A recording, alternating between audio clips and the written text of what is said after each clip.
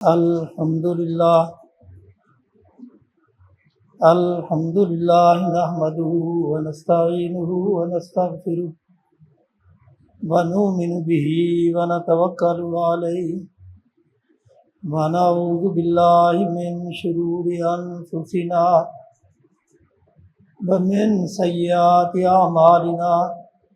من يهده الله فلا مضل له ومن يضلل فلا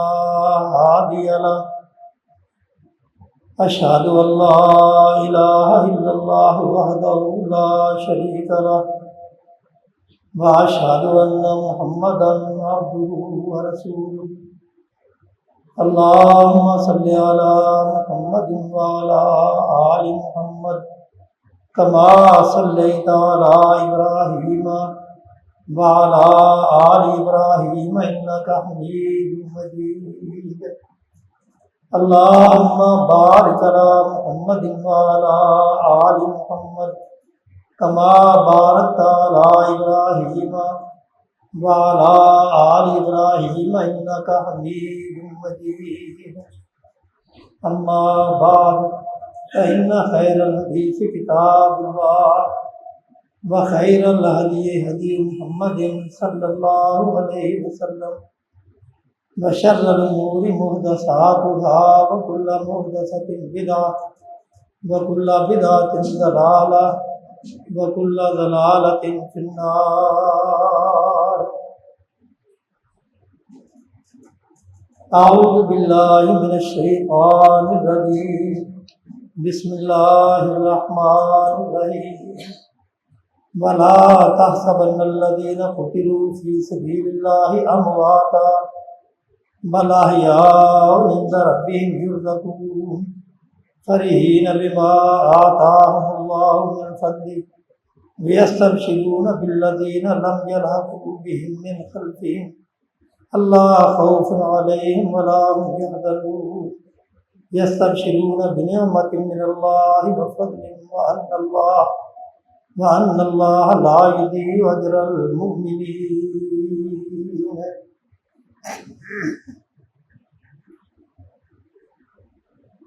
ہر قسم کی تعریفیں، بڑھائیں، کبریائیں اللہ وحدہ لا شریک کے لیے، جو اس کائنات کا خالق، مالک، مدبر امور ہے۔ بے شمار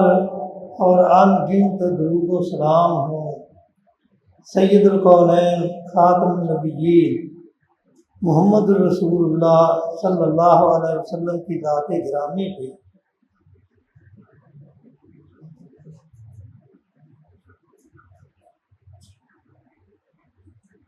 اللہ تعالیٰ نے ان آیات میں اس دور کا تذکرہ کیا ہے کہ جب صحابہ اکرام رضوان اللہ علیہم اجمعین کی طاقت لوگوں کی نظروں میں انتہائی کمزور تھی،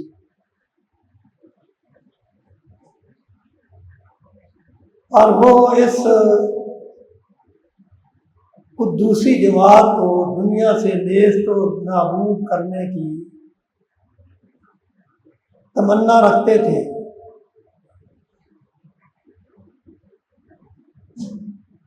اور اسی غرض کے لیے سن 3 ہجری شوال کا مہینہ، شوال کی 10 تاریخ جمعے کا دن رسول اللہ صلی اللہ علیہ وسلم کو اطلاع ملتی ہے کہ کفار مکہ اپنا بہت بڑا لشکر لے کے میدان احد میں اپنے ڈیرے جما چکے ہیں،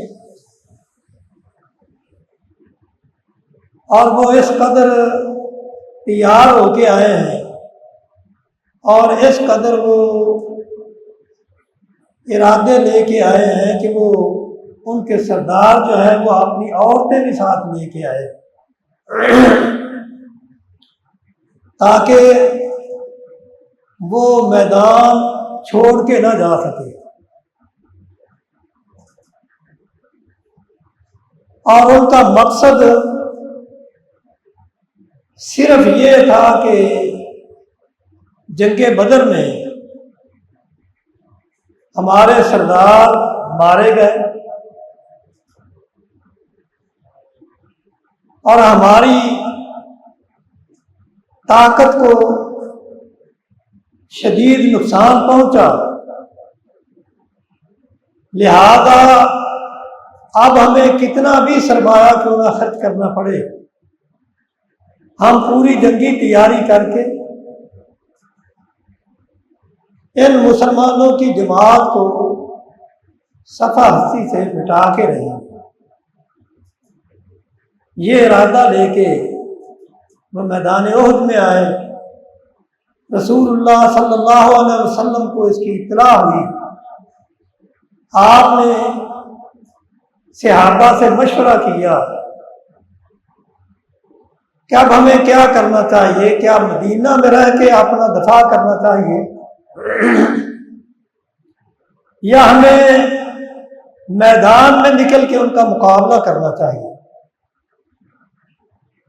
رسول اللہ صلی اللہ علیہ وسلم کی اپنی رائے یہ تھی کہ مدینہ میں رہ کے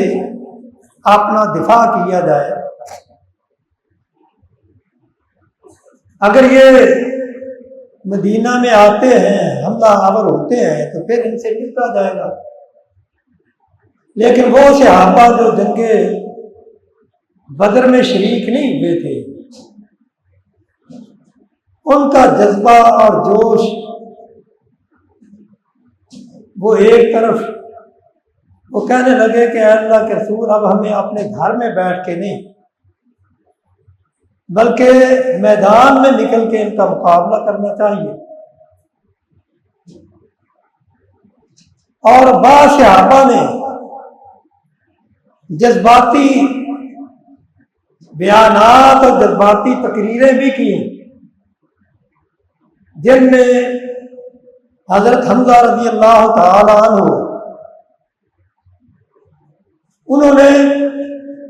اپنی جذباتی تقریر کرتے ہوئے فرمایا کہ والذی انزل علیک الکتاب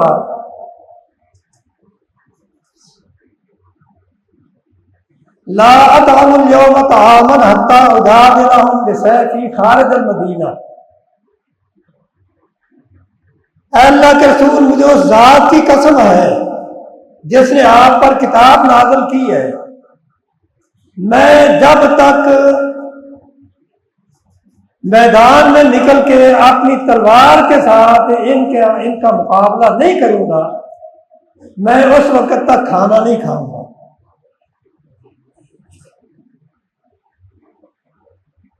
حضرت نعمان رضی اللہ تعالیٰ عنہ فرماتے ہیں یا رسول اللہ لا تحرمنا، اے اللہ کے رسول آپ ہمیں محروم نہ کریں، والذی بعثک بالحق لأدخلن الجنۃ لأنی اشہد ان لا الہ الا اللہ وانک رسول اللہ ولا افر یوم الزحف لأنی احب اللہ ورسولہ۔ حضرت نعمان رضی اللہ تعالیٰ عنہ نے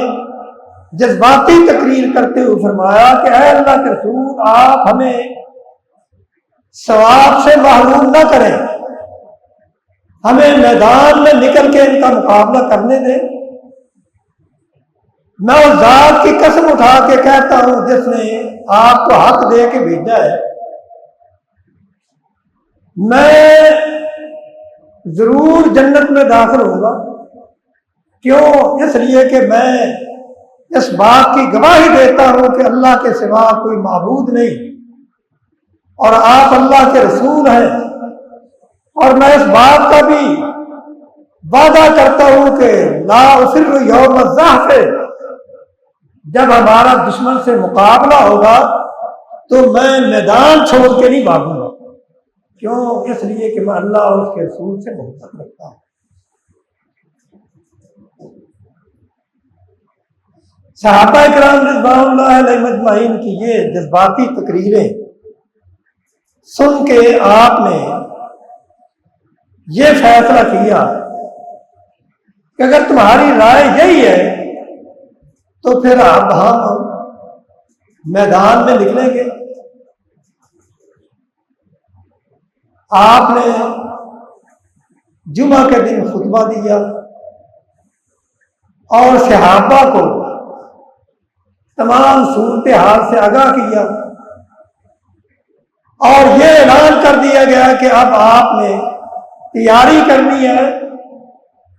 اور ہم میدان میں نکل کے ان کا مقابلہ کریں گے۔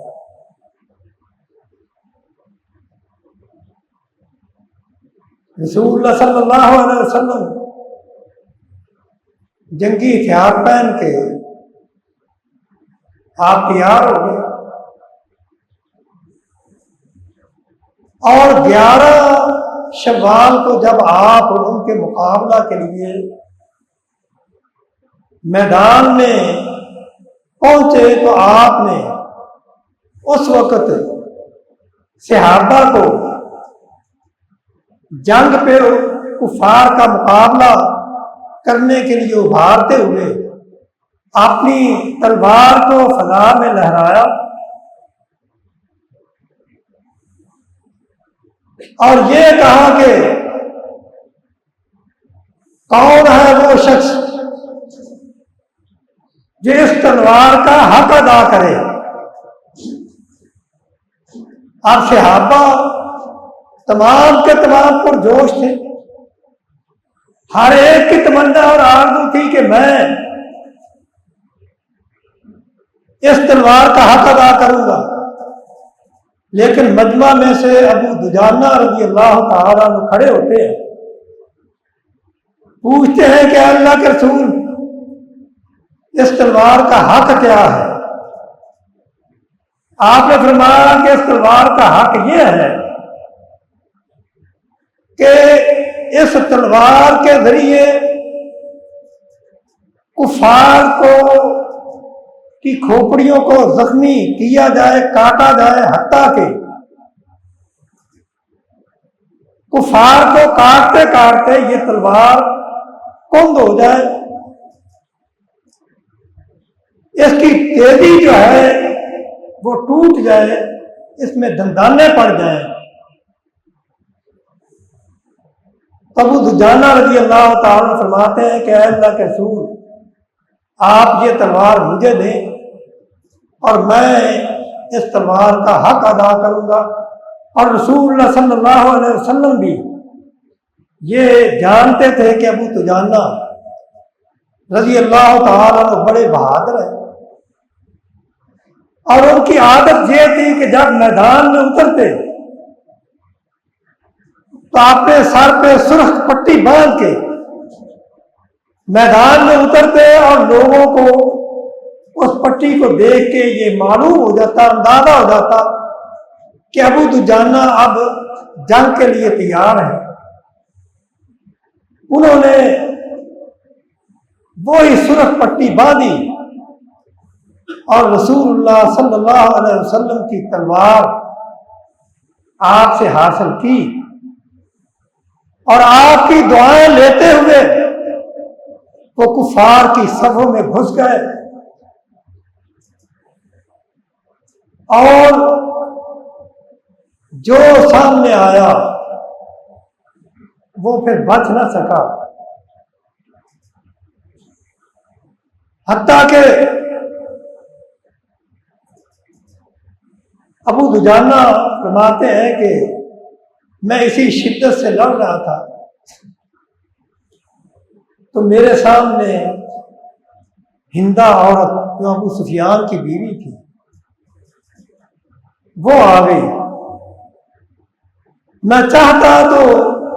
تلوار کے ذریعے اس کے 2 ٹکڑے کر سکتا تھا، لیکن میں نے رسول اللہ صلی اللہ علیہ وسلم کی تلوار کے تقدس کو ملحوظ خاطر رکھتے ہوئے اس عورت پہ اس تلوار کا وار نہیں کیا، حتیٰ کہ آپ کفار کا مقابلہ کرتے کرتے جام شہادت پا جاتے ہیں۔ اور اسی میدان میں حضرت حمزہ رضی اللہ تعالیٰ عنہ جو کہ سید الشہداء ہے، اور ابو دجانہ کہتے ہیں کہ مجھے اس عورت کی آنکھوں سے خون ابلتا ہوا نظر آ رہا تھا، مجھے معلوم تھا کہ یہ شریر عورت ہے، لیکن اس کے باوجود میں نے اسے کچھ نہیں کہا۔ حضرت حمزہ رضی اللہ تعالیٰ عنہ میدان میں اترتے ہیں، کفار کا مقابلہ کرتے ہیں، کتنے سرداروں کو جہنم رسید کرتے ہیں، لیکن وحشی غلام ان کی طاق لگا کے بیٹھا تھا۔ جب وہ سامنے آئے، اس نے برشا مارا، ان کے پیٹ سے آر پار ہوا، وہ وہیں شہید ہو جاتے ہیں۔ اور یہی ہندا جو جس کو ابو دجانہ نے کچھ نہیں کہا تھا، یہ ان کے جسم کے ٹکڑے کرتی ہے، ان کا کلیجہ نکال کے اسے چباتی ہے۔ رسول اللہ صلی اللہ علیہ وسلم کو اپنے چچا کی شہادت کی جتنا افسوس ہوا، جتنا آپ نے غم کھایا، اتنا درد اور اتنا غم شاید اس سے پہلے کبھی آپ کو نہیں آیا۔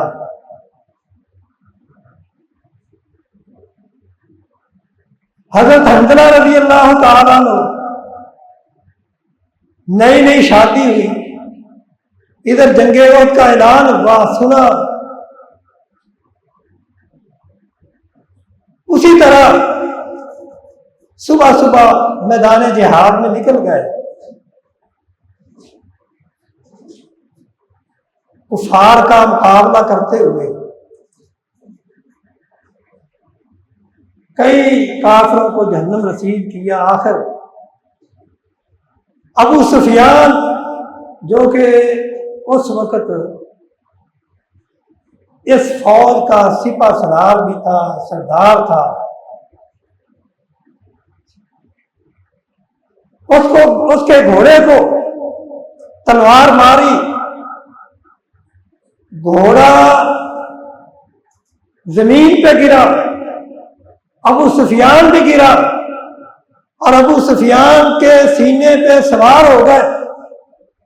قریب تھا کہ ابو سفیان کو ذبح کر دیتے، جہنم رسید کر دیتے۔ اس نے چیخنا شروع کیا کہ اے لوگوں، میں ابو سفیان تمہارا سردار ہوں، مجھے اس سے بچاؤ، یہ مجھے ذبح کرنا چاہتا ہے، قتل کرنا چاہتا ہے۔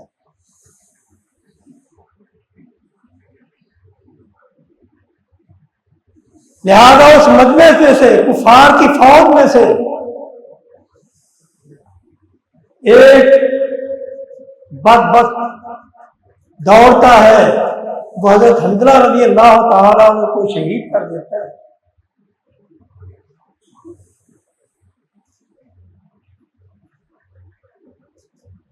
تو گویا کہ رسول اللہ صلی اللہ علیہ وسلم نے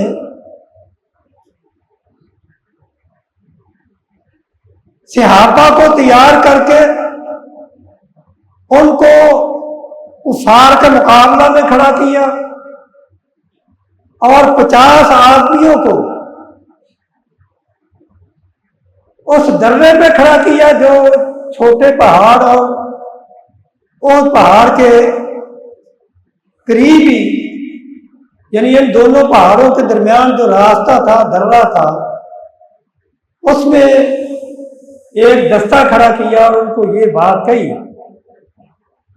کہ تم نے یہاں سے ہٹنا نہیں، چاہے ہمیں فتح ہو، یا تم یہ دیکھو کہ ہماری لاشوں کو پرندے نوچ رہے ہیں، لیکن تم نے اس جگہ کو نہیں چھوڑنا۔ صحابہ کرام رضوان اللہ علیہ اجمعین کا جذبہ وہ اتنا شدید تھا کہ کفار مکہ باوجود اس کے کہ ان کی تعداد 3000 اور مسلمان 700 کے قریب، اور وہ اسلحہ سے مسلح، اور ان کے پاس اتنا اسلحہ بھی نہیں، لیکن جوش اور جذبہ اتنا تھا کہ انہوں نے کفار کو اس بات پہ مجبور کیا کہ وہ میدان چھوڑ کے بھاگے۔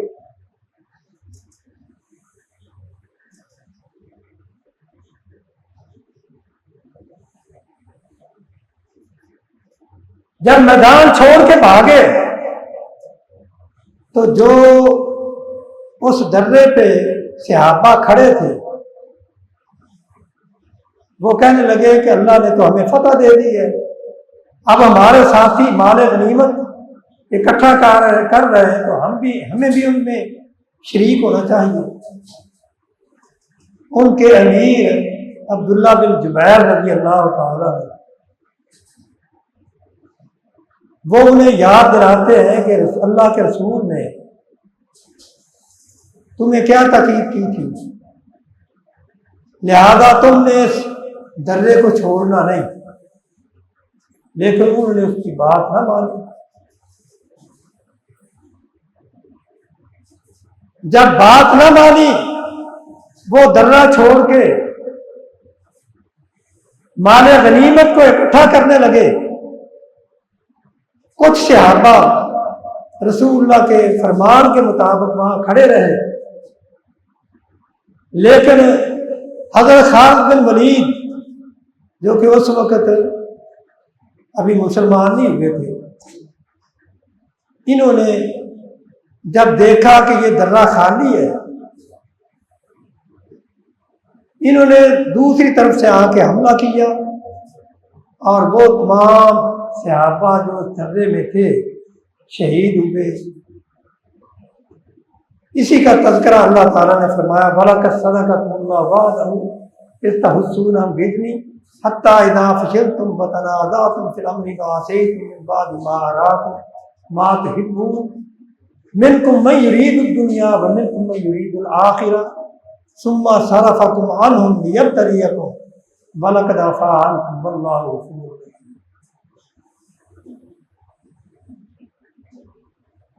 یعنی اللہ تعالیٰ نے جو تمہارے ساتھ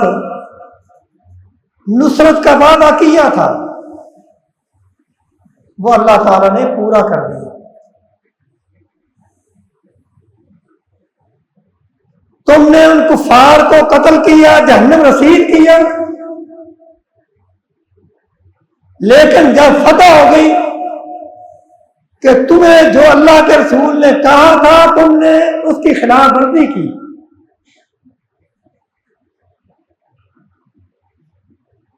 تو اللہ تعالیٰ نے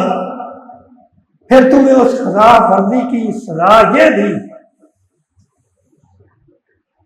کہ تمہاری جیت تھی، تم ان کے لوگوں کو قتل کر رہے تھے، جہنم رسید کر رہے تھے، لیکن جیسے ہی تم نے اللہ کے رسول کی مخالفت کی، آپ کی بات پہ عمل نہ کیا، تو اللہ تعالیٰ نے اس کا پانسا پلٹ دیا۔ اب کہاں تم ان کو قتل کر رہے تھے، اب وہ تمہیں شہید کرنے لگے۔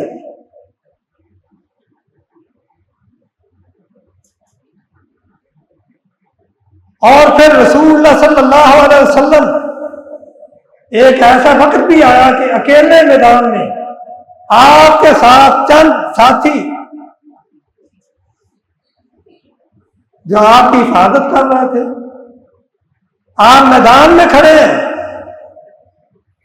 اور صحابہ کو ادھر ادھر دوڑتے ہوئے جب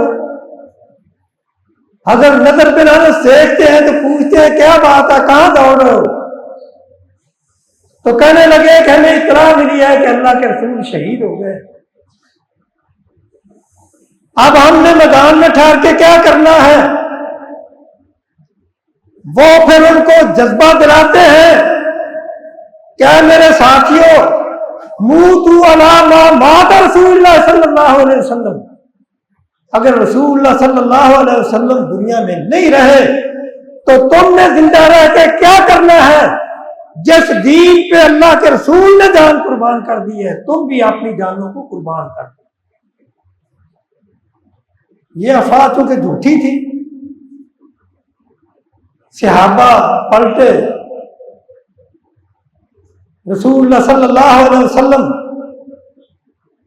کا دفاع بھی کیا۔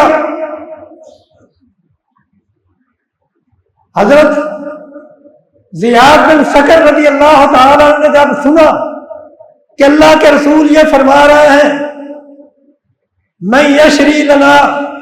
نفسہ، کون ہے جو اپنی جان کی قربانی دے کے میری حفاظت کرے تاکہ وہ قیامت کے دن میرے ساتھ جنت میں رہے۔ یہ الفاظ آپ کی زبان سے سنے تو میں لبیک کہتے ہوئے آپ کے پاس حاضر ہوا، اور جو کفار آپ پہ حملہ آور ہو رہے تھے میں نے ان پہ حملہ کر کے ان کو آپ سے دور کیا، پیچھے کیا، لیکن اتنے میں ان کفار کی طرف سے ایک تیر آتا ہے جو زیاد بن سکر رضی اللہ تعالیٰ عنہ کو زخمی کر دیتا ہے۔ زخم اتنا گہرا کہ آپ اس کی گہرائی کو، اس کی سختی کو برداشت نہ کر سکے۔ رسول اللہ صلی اللہ علیہ وسلم کے آنکھوں کے سامنے گرتے ہیں۔ آپ اپنے ایک صحابی کو کہتے ہیں کہ زیاد بن سکر کو میرے قریب لے کے آؤ۔ ان کو قریب کیا گیا، آپ پوچھتے ہیں کہ اے زیاد کیا تمنا ہے، کیا آرزو ہے؟ وہ اپنا رخسار رسول اللہ صلی اللہ علیہ وسلم کے قدموں پہ رکھتے ہیں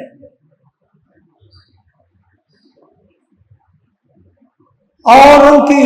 روح جسم سے پرواز کر جاتی ہے، گویا کہ انہوں نے اس وقت یہ اعلان کیا کہ اللہ کے رسول آپ مجھ سے میری تمنا پوچھتے ہیں، میں آپ کو اپنی تمنا بتاتا ہوں، نکل جائے دم تیرے قدموں کے نیچے، یہی دل کی حسرت ہے، یہی آرزو ہے۔ تمنا اور آرزو یہی ہے کہ آپ کے پاؤں ہوں اور زیاد بن سکن کا چہرہ ہو اور وہاں ان کی جان اللہ کے سپرد ہو۔ صحابہ نے اپنی جانیں قربان کی، رسول اللہ صلی اللہ علیہ وسلم حضرت سعد بن ربیع رضی اللہ تعالیٰ عنہ کو دیکھتے ہیں کہ وہ زخمی ہیں، آپ زید بن ثابت رضی اللہ تعالیٰ عنہ کو فرماتے ہیں کہ اے زید جاؤ سعد بن ربیع کو تلاش کرو، اگر تمہیں ملتے ہیں تو ان کو میرا سلام کہنا اور انہیں یہ کہنا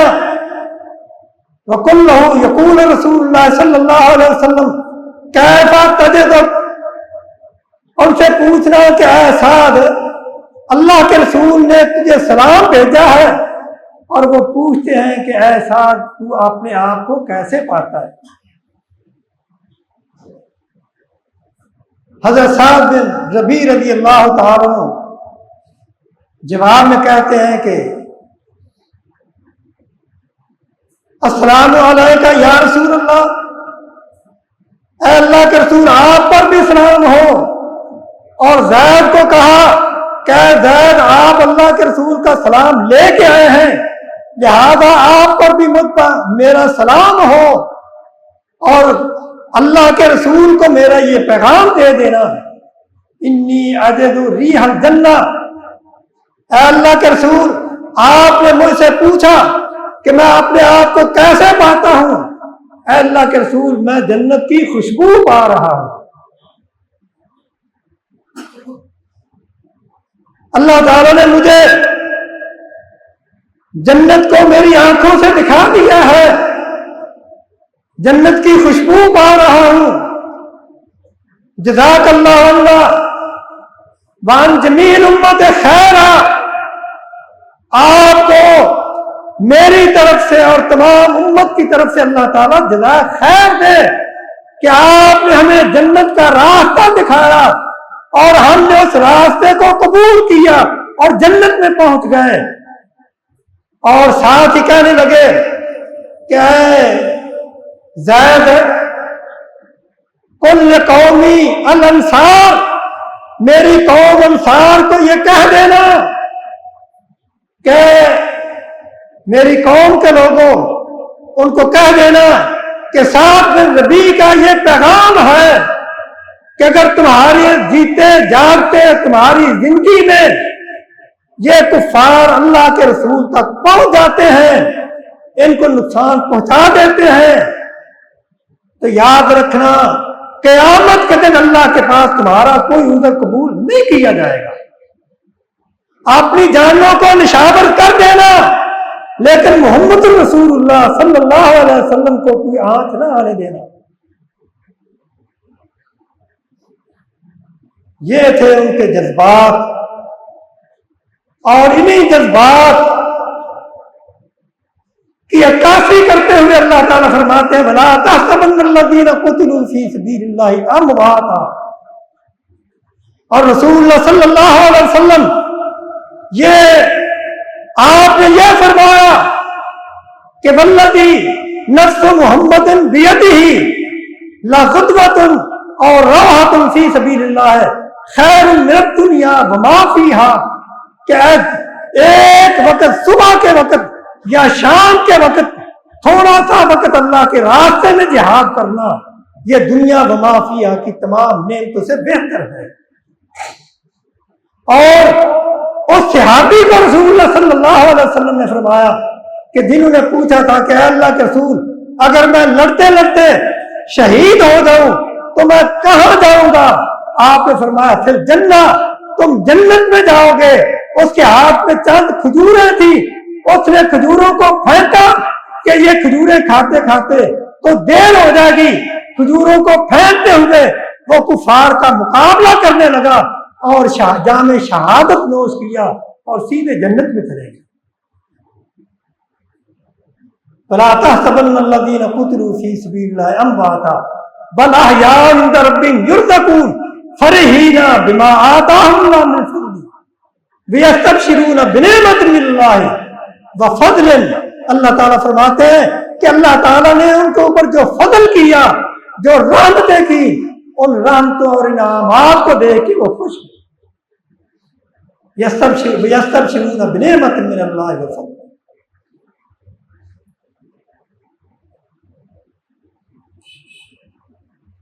حضرت عبداللہ بن جاش رضی اللہ تعالیٰ عنہ اور حضرت سعد بن ابی وقاص، عبداللہ بن جاش کہتے ہیں کہ میں نے لڑ رہا تھا، دیکھا کہ سعد بن ابی وقاص وہ دعا کر رہے ہیں، تو میں نے کہا آپ اکیلے کو دعا کرتے ہیں، میں بھی آپ کے ساتھ دعا میں شریک ہو جاتا ہوں، پہلے آپ دعا کریں میں آمین کہوں گا، پھر میں دعا کروں گا آپ آمین کہنا۔ تو کہتے ہیں انہیں دعا کی، دعا میں یہ الفاظ کہے کہ اے اللہ میرا ایک طاقتور دشمن سے مقابلہ ہو اور ہم دونوں ایک دوسرے کا مقابلہ کرتے رہیں۔ اے اللہ پھر ایسا وقت آئے کہ مجھے اپنے دشمن پہ غلبہ عطا کرنا تاکہ میں اس دشمن کو جہنم رسید کر سکوں۔ انہوں نے یہ دعا کی۔ عبداللہ بن جاش کہتے ہیں میں نے آمین کہی، کہتا ہے پھر میری باری آئی، میں نے دعا کی، میں نے دعا یہ کی کہ اے اللہ میرا مقابلہ ایک طاقتور دشمن سے ہو اور ہم مقابلہ کرتے رہیں حتیٰ کہ ایسا وقت آئے کہ میرا دشمن مجھ پہ غالب آ جائے اور میں شہید ہو جاؤں۔ شہادت کے بعد وہ میرے ہاتھ کاٹ دے، میرے پاؤں کاٹ دے، میرا ناک کاٹ دے، میرے کان کاٹ دے، میری زبان کاٹ دے، اور میں اس حال میں شہید ہو جاؤں اور جب قیامت کے دن میں اٹھایا جاؤں، اے اللہ تو مجھ سے پوچھے کہ اے عبداللہ تیرے ہاتھ کیوں کٹے، تیری ناک کیوں کٹی، تیرے کان کیوں کٹے، تو میں یہ کہوں اے اللہ یہ سب کچھ تیرے لیے کٹا ہے، کیونکہ میں تیرے سوا کسی کو الہ نہیں مانتا تھا، تیرے سوا میں کسی کو مشکل کشا نہیں جانتا تھا۔ یا اللہ میں تیرے دین کی سربلندی کے لیے، تیرے نبی کی نصرت کے لیے میدان میں نکلا، دشمن سے مقابلہ ہوا اور دشمن مجھ پہ غالب آیا اور اس نے تیرے لیے تیری وجہ سے میرے ہاتھ بھی کاٹے، میری زبان بھی کاٹی، میرا ناک بھی کاٹا اور میرے کان بھی کاٹے۔ اے اللہ جب میں تجھے یہ کہوں اور تو مجھے یہ جواب دے صدقتا یا عبداللہ، اے عبداللہ تو نے سچ کہا ہے، جب تیری طرف سے مجھے یہ جواب ملے یا اللہ میری خوشی کی انتہا نہ رہے گی جب میں دیکھوں گا میرا رب مجھ پہ راضی ہے، میرا رب مجھ پہ راضی ہے اور مجھے میرا رب یہ کہے کہ عبداللہ تو نے سچ کہا ہے، جاؤ یہ جنت کے دروازے میں نے تیرے لیے کھول دیے ہیں، تو میری اس سے بڑھ کے اور خوش بختی کیا ہوگی۔ حضرت سعد بن ابی وقاص کہتے ہیں کہ میں عبداللہ بن جاش کی اس دعا پہ میں نے بڑا غشب کیا، میں نے کہا کہ میری دعا کے مقابلہ میں ان کی دعا بہتر ہے، حتیٰ کہ پھر وہ وقت آیا انہوں نے دشمن کا مقابلہ کیا، دشمن ان پہ غالب آیا، ان کے ہاتھ بھی کٹے، ان کے کان بھی کٹے، ان کی ناک بھی کٹی، میں نے دیکھا، اور اللہ تعالیٰ کے سامنے قیامت کے دن جب وہ اس حال میں پیش ہوں گے تو مجھے یقین ہے کہ اللہ تعالیٰ جب ان سے پوچھیں گے وہ یہ جواب دیں گے تو اللہ تعالیٰ فرمائیں گے اے عبداللہ تو نے سچ کہا ہے، جاؤ یہ جنت تیرے لیے ہے۔ وَلَا تَحْسَبَنَّ الَّذِينَ قُتِلُوا فِي سَبِيلِ اللَّهِ أَمْوَاتًا بَلْ أَحْيَاءٌ عِندَ رَبِّهِمْ يُرْزَقُونَ فَرِحِينَ بِمَا آتَاهُمُ اللَّهُ مِنْ فَضْلِهِ يَسْتَبْشِرُونَ بِالَّذِينَ لَمْ يَلْحَقُوا بِهِمْ أَلَّا خَوْفٌ عَلَيْهِمْ وَلَا هُمْ يَحْزَنُونَ يَسْتَبْشِرُونَ بِنِعْمَةٍ مِّنَ اللَّهِ وَفَضْلٍ وَأَنَّ اللَّهَ لَا يُضِيعُ أَجْرَ الْمُؤْمِنِينَ۔ اللہ تعالیٰ فرماتے ہیں کہ ایسا وقت تھا کہ جب مسلمان خوف ان کو ڈرایا جا رہا تھا اور یہ کہا جا رہا تھا کہ لوگوں تمہارے لیے یہ لوگ جمع ہو گئے ہیں، اب تمہیں چھوڑیں گے نہیں، تو انہوں نے کہا کہ ہمیں اللہ کے سوا کسی کا خوف نہیں ہے۔ تم نے اس وقت بھی نبی کی آواز پہ لبیک کہا۔ اللہ تعالیٰ ہمیں ان صحابہ کی سنت پہ عمل کرنے کی توفیق عطا فرمائے۔ آج غزہ میں مسلمان کس طرح ظلم کی چکی میں پس رہے ہیں، لیکن ایک ارب سے بھی زیادہ مسلمان ہیں، حکومتیں ہیں، لیکن ان کی مدد کے لیے کوئی نہیں پہنچتا۔ نہ پہنچا ہے اور نہ کسی نے ان کے لیے کوئی زوردار آواز اٹھائی ہے۔ آج اس بات کی ضرورت ہے کہ یہ مسلمان دینی غیرت اور دینی حمیت کا جذبہ اپنے اندر بیدار کریں اور اپنے ان مسلمان بھائیوں کی مدد کے لیے پہنچیں۔ اور جب تم نکلو گے اللہ تعالیٰ فرماتے ہیں فانقلبوا بنعمت من اللہ، اگر تم اللہ کے خوف کے لیے، اللہ کے دین کی نصرت کے لیے نکلو گے تو اللہ تعالیٰ تمہیں کبھی ناکام نہیں اٹھائیں گے، تم انشاءاللہ کامیاب ہوگے۔ اللہ تعالیٰ ہمارے حکمرانوں کو اپنے ان مظلوم مسلمان بھائیوں کی مدد کرنے کی توفیق عطا فرمائے۔ وآخر دعوانا ان الحمدللہ رب العالمین۔